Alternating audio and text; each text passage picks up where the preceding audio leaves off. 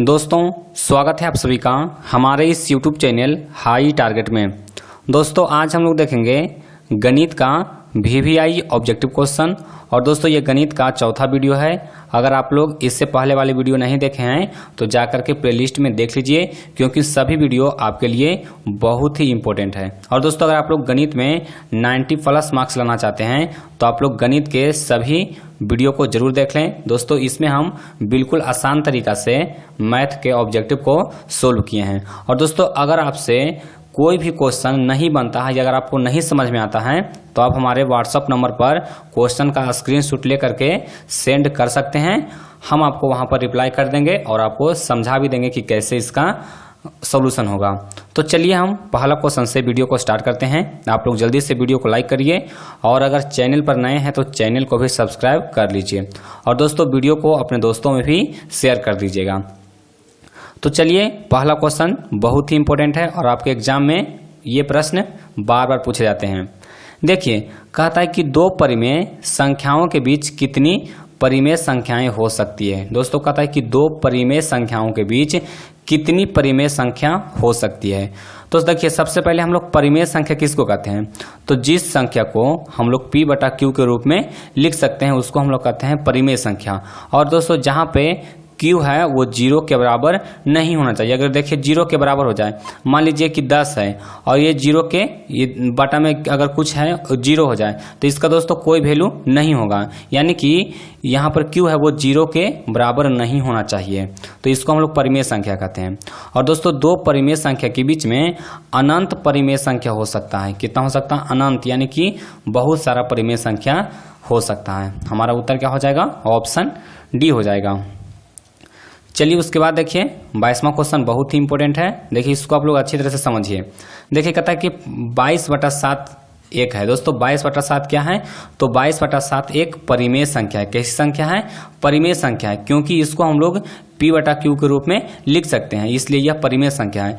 और अगर आपको पूछते कि पाई कैसी संख्या है तो दोस्तों पाई जो है वह एक अपरिमेय संख्या। अगर पाई आपको दे दे कि यह कैसी संख्या है तो यह हो जाएगा अपरिमेय संख्या। लेकिन अगर आपको इसका मान दे दे 22/7 दे दे तो 22/7 कैसी संख्या है? तो यह एक कैसी संख्या है? परिमेय संख्या है। तो आपको इस तरह के प्रश्न जब पूछे जाएंगे, जैसे पाई क्या है, तो पाई एक अपरिमेय संख्या है, लेकिन 22/7 क्या है? 22/7 एक परिमेय संख्या है। तो इस तरह के प्रश्न को आप ध्यान रखिए, कभी भी कंफ्यूज मत होइएगा। चलिए उसके बाद देखते हैं तीसरा क्वेश्चन, बहुत ही इंपॉर्टेंट है। कहता है कि द्विघात बहुपद x² - 3 के शून्यक होंगे। दोस्तों इसका शून्यक निकालना है। देखिए इस तरह के प्रश्न आपके एग्जाम में बार बार पूछे जाते हैं। तो देखिए इस तरह के प्रश्न को आपको बताते हैं कि कैसे मात्र 2 सेकंड में इसको सॉल्व कर सकते हैं। देखिए इसको कुछ नहीं करना है, x² - 3 बराबर क्या है लिखा हुआ है? 0 लिखा हुआ है। तो x² बराबर क्या लिख सकते हैं? x² बराबर लिख सकते हैं 3, और x बराबर क्या लिख सकते हैं? तो +√3 ±√3 लिख सकते हैं। यानी कि इसका मान हो गया क्या चीज? एक बार +√3 और एक बार -√3। हमारा उत्तर क्या हो जाएगा? तो देखिए हमारा उत्तर हो जाएगा ऑप्शन बी, एक बार +√3 और एक बार -√3। देखिए इस तरह के प्रश्न रहेगा तो कुछ नहीं करना, इसका रूट चढ़ा देना है और प्लस माइनस कर देना है। जैसे पूछ दे आपको कि बताइए कि a² - 5 इसका निकालना है शून्य, तो क्या होगा? तो √5 और -√5। अगर 7 दे दे तो क्या हो जाएगा? √7 और -√7। देखिए इस तरह के प्रश्न को आपको कुछ नहीं करना है, देखना है और सिर्फ सॉल्व कर देना है। चलिए उसके बाद आइए चौथा प्रश्न में। देखिए चौथा प्रश्न भी मोस्ट इंपोर्टेंट क्वेश्चन है। देखिए कहता है कि द्विघात बहुपद x² - 2x + 0 के शून्यक अल्फा बीटा है, तो अल्फा प्लस बीटा का मान होगा। दोस्तों अल्फा प्लस बीटा के लिए एक फॉर्मूला होता है, क्या होता है? -b/a होता है। देखिए इस तरह के प्रश्न क्यों पूछा जाता है और स्टूडेंट देखिए क्यों कंफ्यूज होता है। तो देखिए -b/a है, तो यहाँ पर सबसे पहले हम लोग माइनस लिखेंगे और उसके बाद b, तब b के वैल्यू कितना है? तब b का वैल्यू -2 है। ध्यान दीजिएगा यहाँ पर -2 है और बटा में a कितना है? तो a की जगह पर कुछ नहीं है, 1 है। तो इसको देखिए माइनस माइनस क्या हो जाएगा? प्लस हो जाएगा, यानी कि ये कितना हो जाएगा? 2 हो जाएगा। यानी कि अल्फा प्लस बीटा का वैल्यू कितना आ गया? 2 आ गया। तो हमारा उत्तर क्या हो जाएगा? ऑप्शन बी होगा। देखिए एग्जाम में जल्दबाजी में स्टूडेंट क्या करते हैं कि देखिए अल्फा प्लस बीटा का वैल्यू पूछा, सीधे जानते हैं कि -b/a होता है। तो देखेंगे यहाँ पर 2 है तो सीधे कर देंगे -2, जो कि बिल्कुल गलत हो जाएगा। तो इस तरह के प्रश्न में आपको यही ध्यान देना है, माइनस और प्लस का। चलिए उसके बाद आइए अगला प्रश्न में। देखिए 5वां क्वेश्चन कहता है कि यदि अल्फा बीटा द्विघात बहुपद f(x) बराबर x square minus 3x plus 5 के शून्यक हो तो 1/अल्फा प्लस 1/बीटा का मान होगा। देखिए इसको हम लोग कैसे बनाते हैं।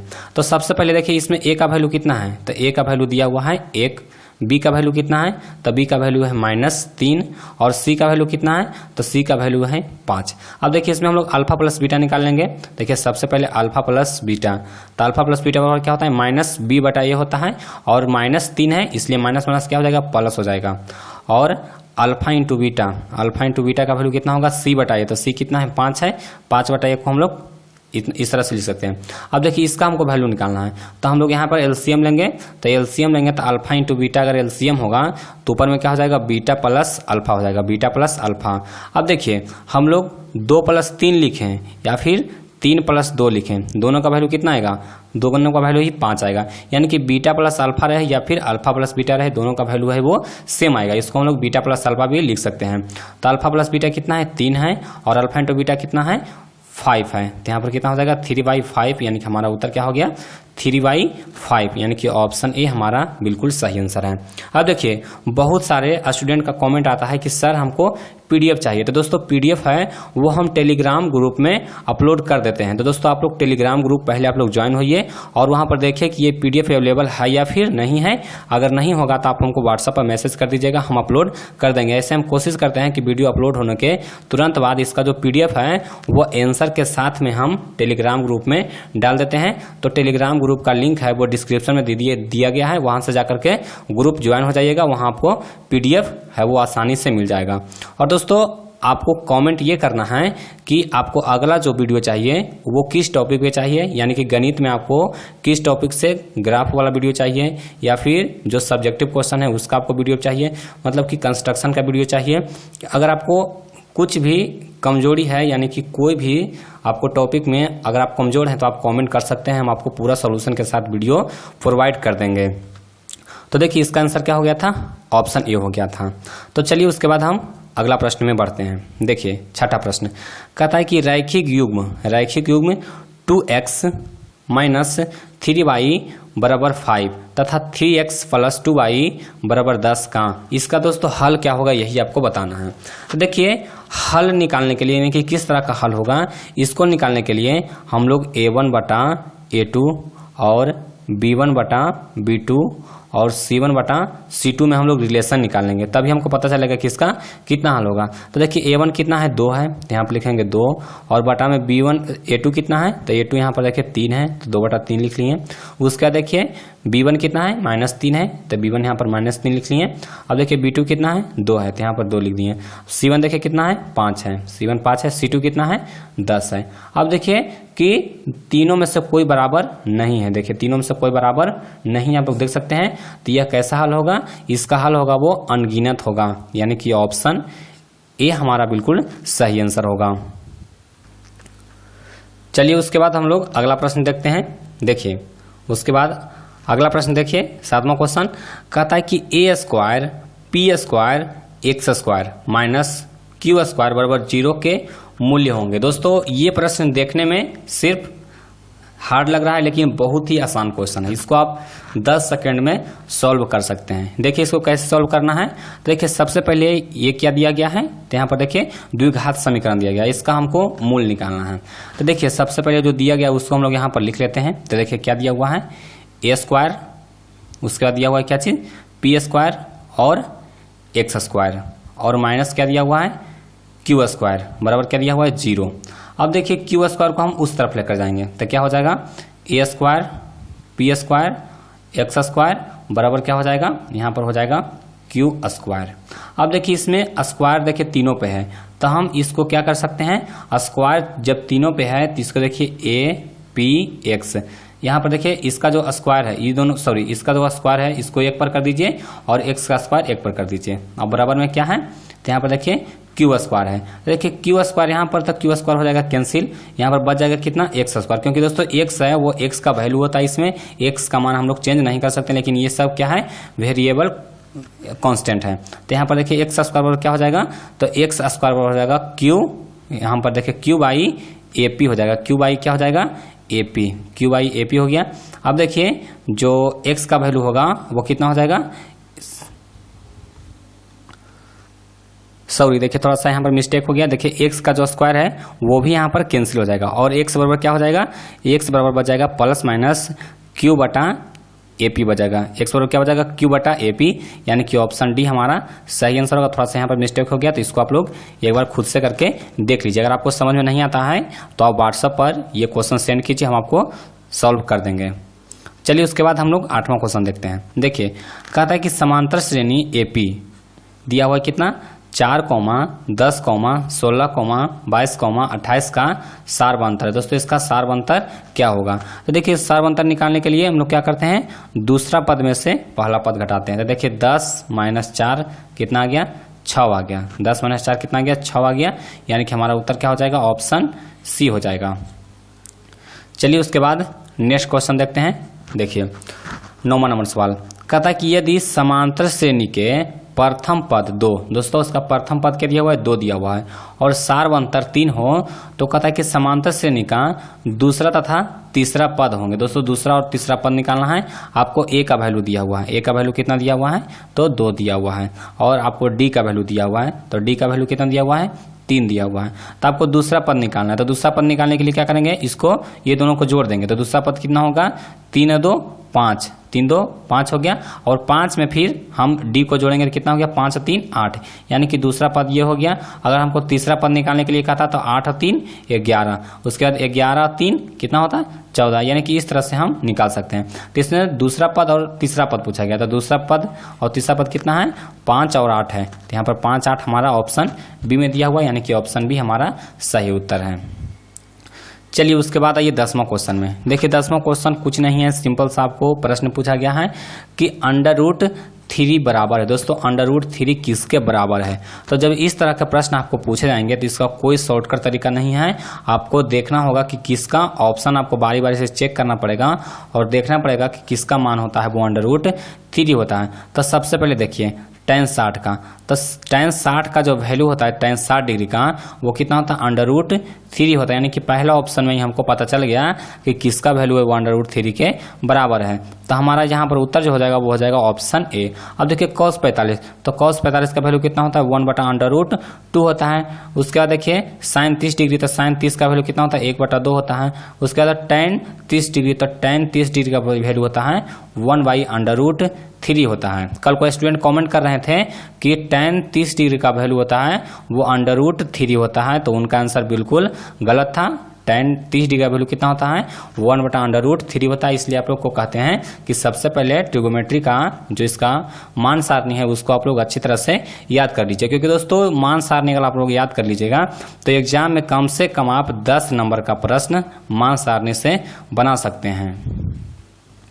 चलिए उसके बाद आइए अगला प्रश्न में। देखिए 11वां क्वेश्चन, ये भी प्रश्न देखिए मान सारणी से है। कहता है कि √3 sec थीटा बराबर 2, तो थीटा का वैल्यू है। तो देखिए यहाँ पर क्या दिया हुआ है, √3 sec थीटा, √3 sec थीटा, और इतना बराबर क्या दिया हुआ है, 2 दिया हुआ है।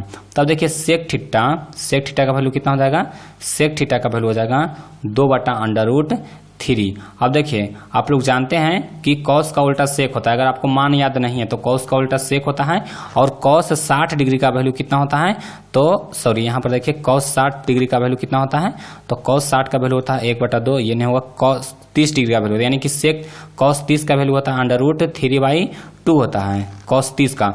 तो sec 30 का वैल्यू कितना हो जाएगा, sec 30 का वैल्यू हो जाएगा 2/√3 हो जाएगा, यानी कि हमारा उत्तर क्या हो जाएगा, ऑप्शन बी हो जाएगा। थीटा का वैल्यू कितना आएगा, 30 डिग्री आएगा, यानी कि ऑप्शन बी हमारा बिल्कुल सही उत्तर है। अगर आपको याद नहीं है तो आप साइन का उल्टा कॉस से कर सकते हैं, सेक का उल्टा क्या कर सकते हैं, तो कॉस कर सकते हैं, और tan का उल्टा कॉट होता है। तो आपको अगर 3 का मान याद है, 3 का मान याद नहीं है तो आप उसको उल्टा करके देख सकते हैं। चलिए उसके बाद आइए 12 नंबर सवाल में। देखिए ये सवाल भी मोस्ट इंपोर्टेंट है। देखिए इसको कैसे बनाना है। तो देखिए आपको दिया हुआ है sin square 45 degree minus sin square 60 degree बराबर cos स्क्वायर 45 डिग्री हो तो आपको x का वैल्यू फाइंड करना है। तो देखिए इसको कैसे सॉल्व करेंगे। तो sin 45 का वैल्यू कितना होता है, 1/√2 होता है। इसको हम लोग स्क्वायर कर देंगे। उसका देखिए माइनस sin 60 का वैल्यू क्या होता है, तो sin 60 का वैल्यू होता है √3/2 2, तो इसका होल स्क्वायर कर देंगे। उसका देखिए x दिया हुआ है तो x लिख लेंगे, और cos 45 का वैल्यू कितना होता है, तो 1/√2 होता है, 1/√2, इसका भी हम लोग स्क्वायर कर देंगे। अब देखिए यहाँ पर हो जाएगा 1/2 माइनस 3/4 और बराबर में क्या हो जाएगा x इंटू 1/2। उसके बाद देखिए यहाँ पर 4 कॉमन लेते हैं, एलसीएम सॉरी लेते हैं, तो यहाँ पर क्या हो जाएगा 2 दूना 4, 2 माइनस 3 और बराबर x इंटू 1/2। अब देखिए यहाँ पर इसको वैल्यू कितना आ जाएगा 1y माइनस 1/4 आ गया, बराबर x/2 हो गया। देखिए 2 दूना 4 कैंसिल किए, यानी कि x का वैल्यू कितना आ गया -1/2 आ गया, यानी कि ऑप्शन सी हमारा बिल्कुल सही उत्तर है। चलिए उसके बाद आइए अगला प्रश्न में। देखिए 13 नंबर क्वेश्चन कहता है कि 1 + tan स्क्वायर थीटा का मान है। दोस्तों 1 + tan स्क्वायर थीटा का मान है। दोस्तों आपको डायरेक्टली फॉर्मूला पूछा गया है, यानी कि आप लोग जानते हैं कि sec square theta plus tan square theta बराबर सॉरी माइनस कितना होता है 1 होता है, यानी कि इसका वैल्यू कितना हो जाएगा, तो हो जाएगा a sec स्क्वायर थीटा। चलिए उसके बाद देखिए 14 नंबर सवाल, बहुत आसान क्वेश्चन है, देखने में आपको टफ लग रहा है, आपको देखिए इसको बताते हैं कि कैसे आसान तरीका से बना सकते हैं। देखिए आपको क्या दिया हुआ है, sin 4 theta minus cos 4 theta बटा sin square theta minus cos square theta, ये आपको दिया हुआ है। देखिए इसको कैसे आप लोग चुटकी में हल कर सकते हैं, इसको आपको बताते हैं। तो देखिए देखने में जितना बड़ा पहाड़ लग रहा है ये उतना है नहीं। देखिए कैसे करना है, तो यहाँ पर हमको चेंज करना है। देखिए sin स्क्वायर थीटा और इसको कर सकते हैं whole square, sin square theta और इसका होल स्क्वायर कर देंगे तो क्या हो जाएगा sin 4 थीटा, और यहाँ पर माइनस है। अब देखिए इसको हम लोग cos स्क्वायर थीटा और इसका कर देंगे होल स्क्वायर, और नीचे में क्या हो जाएगा, नीचे में जैसे है वैसा ही लिख देते हैं sin स्क्वायर थीटा और माइनस cos स्क्वायर थीटा। अब देखिए आप लोग फॉर्मूला जानते हैं कि a square minus B square तो बराबर क्या होता है, तो a plus B into A minus B होता है। दोस्तों अगर आप लोग जानते होंगे कि a square minus B square का फॉर्मूला क्या होता है, a plus B into A minus B, यानी कि इसको हम लोग लिख सकते हैं a plus B into A minus B के रूप में। तो देखिए sin स्क्वायर थीटा और प्लस cos स्क्वायर थीटा इसको लिख दिए, और इंटू यहाँ पर लिख सकते हैं क्या चीज़, sin square theta minus cos square theta. अब देखिए a plus B into A minus B में हो गया, और नीचे में क्या है, नीचे में है sin स्क्वायर थीटा और माइनस cos स्क्वायर थीटा। अब देखिए sin square theta minus cos square theta दोनों ऊपर में कॉमन है तो कैंसिल हो गया, और बच गया ऊपर sin square theta plus cos square theta. देखिए क्या बच गया, sin स्क्वायर थीटा और plus cos square theta, cos square theta. और आप लोग फार्मूला जानते हैं कि sin square theta plus cos square theta का वैल्यू कितना होता है, 1 होता है। कितना होता है, 1 होता है, यानी कि हमारा उत्तर क्या हो जाएगा, ऑप्शन डी हो जाएगा। चलिए उसके बाद आइए 15 नंबर सवाल में। देखिए 15वां क्वेश्चन कहता है कि 2 sin 30 डिग्री बटा cos 60 डिग्री का मान है। देखिए बहुत आसान क्वेश्चन है, सिर्फ मान पुट कर देना, 2 इंटू साइन 30 का वैल्यू 1/2 और नीचे में cos 30 का वैल्यू कितना होता है, तो 1/2 होता है, 1/2। अब देखिए 1/2 कैंसिल हो गया, बच गया कितना, 2 बच गया, यानी कि हमारा उत्तर क्या हो जाएगा, ऑप्शन सी हो जाएगा। चलिए उसके बाद आइए अगला प्रश्न में 16 नंबर सवाल, बहुत आसान क्वेश्चन है।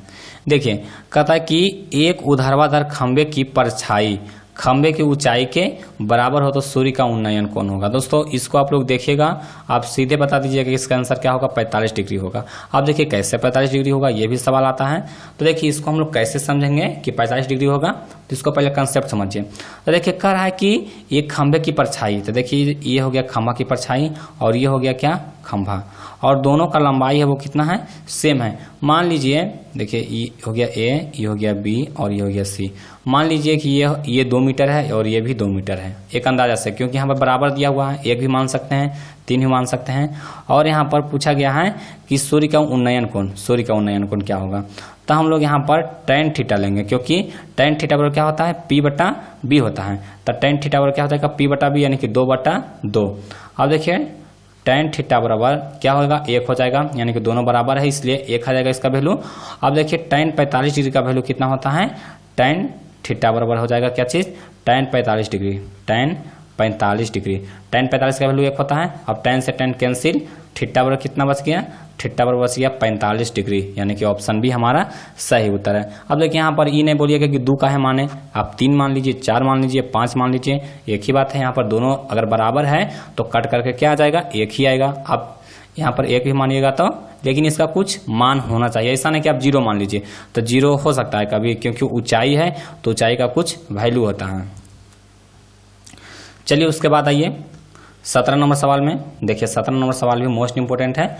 देखिए कहता है कि 15 मीटर लंबी एक सीढ़ी एक ऊर्ध्वाधर दीवार के शिखर तक पहुंचती है। यदि सीढ़ी दीवार के साथ 60 डिग्री का कोण बनाती है तो दीवार की ऊंचाई है। देखिए दोस्तों, ये मान लीजिए दीवार है और एक सीढ़ी है, वो इस तरह से ऊर्ध्वाधर दीवार पर खड़ा है।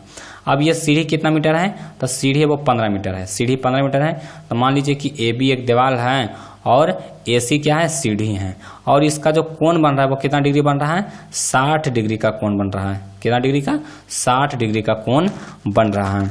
अब देखिए यदि कहता है कि सीढ़ी दीवार के साथ 60 डिग्री का कोण बना रही है, देखिए थोड़ा सा यहाँ पर कंफ्यूजन हो गया। देखिए क्या कर रहा है कि दीवार के साथ 60 डिग्री का कोण बना रहा है, मतलब कि यह जमीन के साथ 60 डिग्री नहीं है, दीवार के साथ 60 डिग्री है। देखिए ये कोण है वो कितना डिग्री है, 60 डिग्री है। समझ रहे होंगे। अब देखिए ये कोण कितना होगा, 90 डिग्री है, क्योंकि दीवार है वो खड़ा है, ऊर्ध्वाधर खड़ा है, यानी कि यह 90 डिग्री हो गया।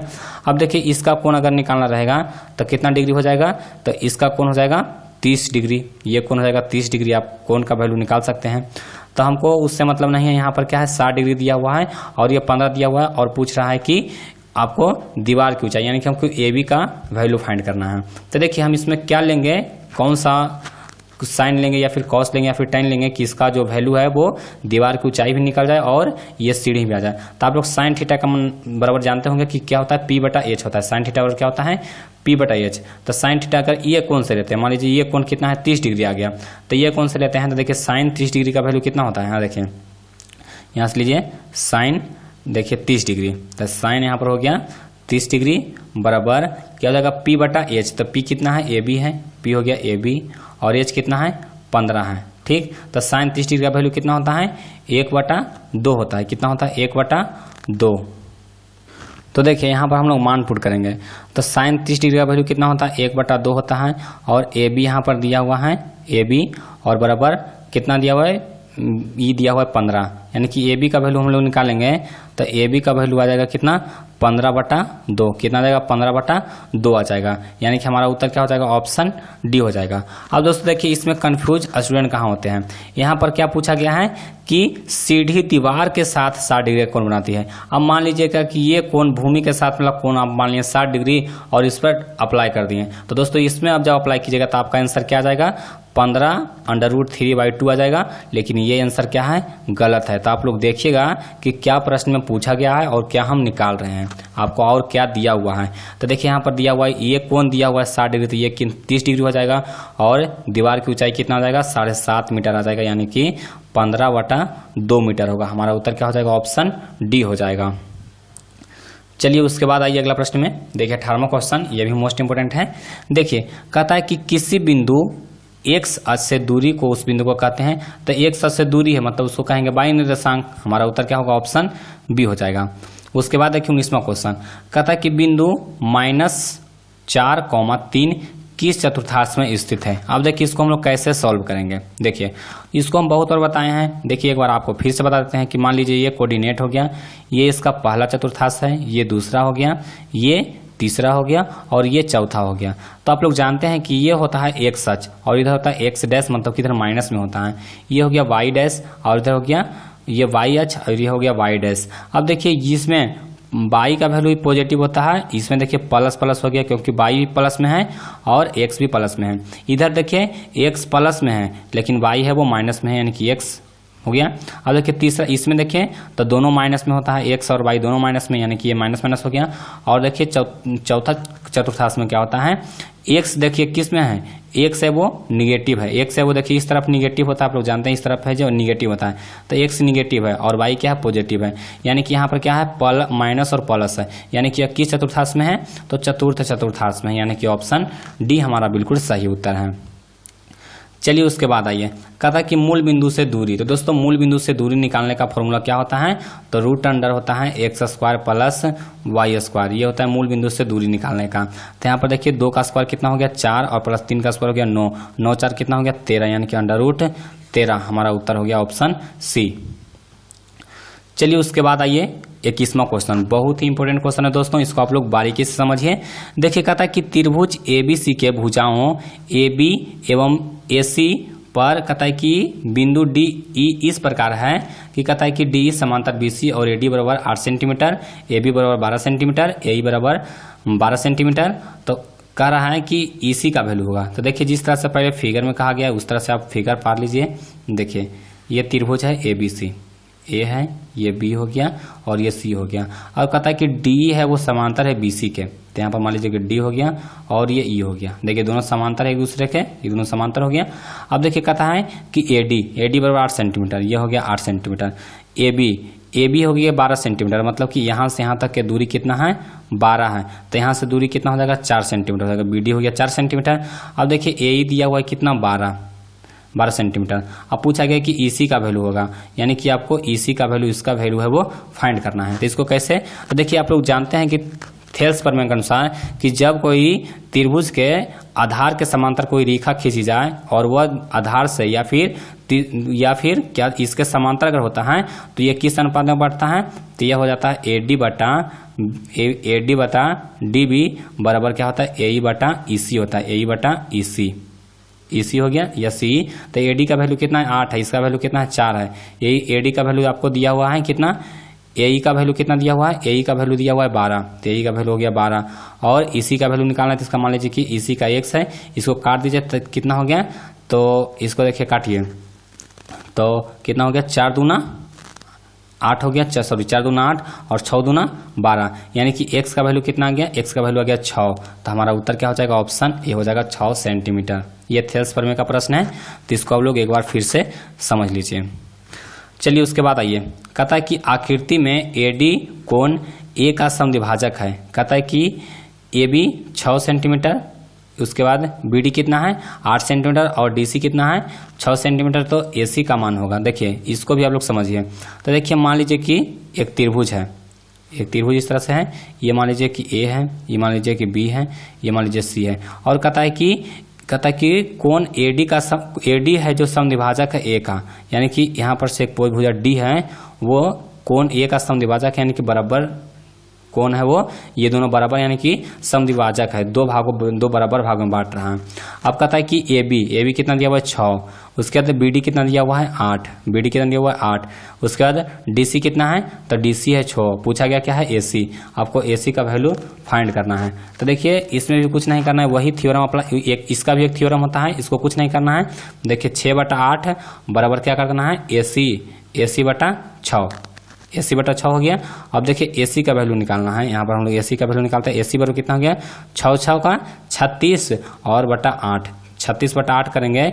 देखिए 18 दूना 36 और 4 दूना 8, यानी कि 9/2 हो गया, 9/2 यानी कि 4.5 हो गया, 4.5 सेंटीमीटर, यानी कि ऑप्शन भी हमारा बिल्कुल सही आंसर है। यानी कि जब कोण समद्विभाजक हो, यानी कि यहाँ पर होगा तो इसका अनुपात बराबर बटा इसका अनुपात और ये दोनों का अनुपात होगा वो आपस में बराबर होगा। दोस्तों ये थ्योरम है, इसको आप लोग अपने कॉपी में नोट कर लीजिए। इस तरह का कंडीशन बनेगा तो AB बटा क्या होगा BD बराबर हो जाएगा AC बटा DC, ये थ्योरम होता है, इसको आप लोग कॉपी में नोट कर लीजिए।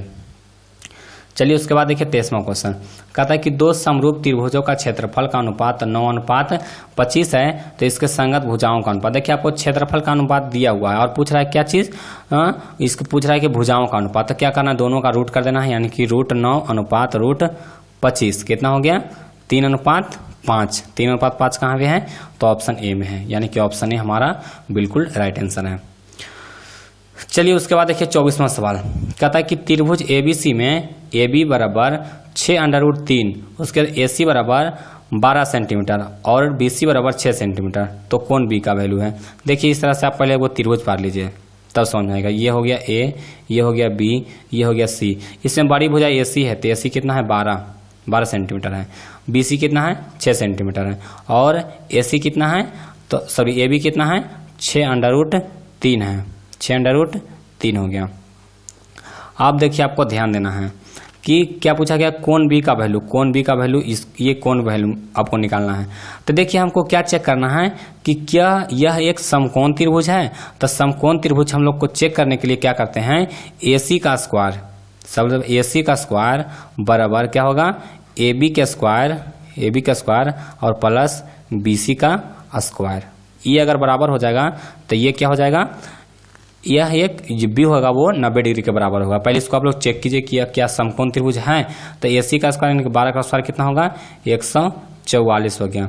अब देखिए AB का स्क्वायर, तो AB का स्क्वायर करेंगे तो देखिए 6 छक्का 36, 36 गुना 3 और प्लस में 6 छक्का 36। अब देखिए 36 दिया तो 6 तिहाई 18 के 8 हासिल रह गया कितना 1 और 3 तिहाई 9 और 9 1 10, 108 और प्लस 36 तो कितना हो गया 9 और 8 8 और 6 14 यानी कि 144 हो गया। 144 बराबर क्या आ गया 144, यानी कि यह एक समकोण त्रिभुज है।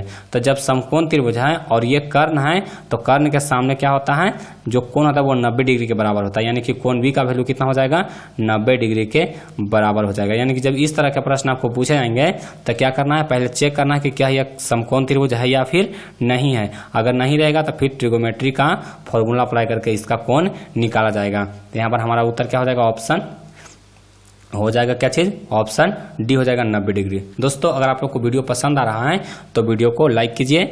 उसके बाद हम लोग एक प्रश्न और देखते हैं इसमें, क्योंकि वीडियो ज़्यादा लंबा हम नहीं करेंगे क्योंकि लोगों को देखने में बहुत दिक्कत होता है, तो वीडियो को हम छोटा रखेंगे। 25-25 क्वेश्चन का ही दे रहे हैं आपको। कहता है कि एक वृत्त पर कितनी स्पर्श रेखाएं हो सकती है। तो दोस्तों देखिए ये मान लीजिए कोई वृत्त है, इस पर कितना स्पर्श रेखा हो सकता है, इस पर बहुत सारा हम लोग स्पर्श रेखा खींच सकते हैं। हर एक पॉइंट पर एक स्पर्श रेखा खींच सकते हैं, इस पर हर एक पॉइंट पर, यानी कि इस पर अनेक स्पर्श रेखा हो सकता है, यानी कि ऑप्शन डी हमारा बिल्कुल सही आंसर होगा।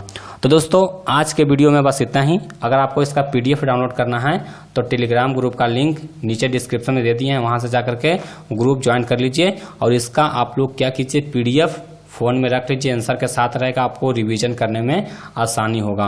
और दोस्तों आपसे रिक्वेस्ट है कि इस वीडियो को अपने कम से कम 10 दोस्तों में ज़रूर शेयर कीजिए और इस वीडियो को भी लाइक कर दीजिए, क्योंकि इस पर हम 1000 लाइक का टारगेट रखे हैं। तो आप जल्दी से इस टारगेट को पूरा कीजिए, आप लोग वीडियो को लाइक ज़रूर कीजिए।